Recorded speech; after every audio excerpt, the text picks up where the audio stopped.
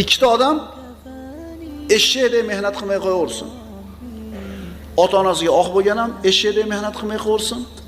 Ota-onasini duosini olgan ham eshakdek mehnat qilmay qo'yaversin. Ota-onasiga oq bo'lgan odam eshakdek mehnat qilsa ham xor bo'lishida shubha yo'q.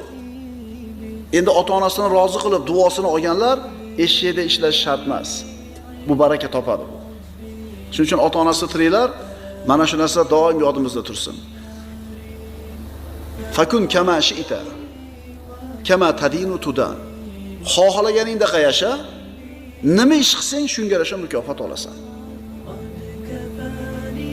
Ayrim o'zini dindor deb bilgan, sunnatga amal qildim deb bilgan, 5 mahal namoz o'qigan, roza tutgan, zakot bergan birodarlarimizni ota-onalarga qilayotgan muomalalardan shikoyat borligini kelib aytishadi.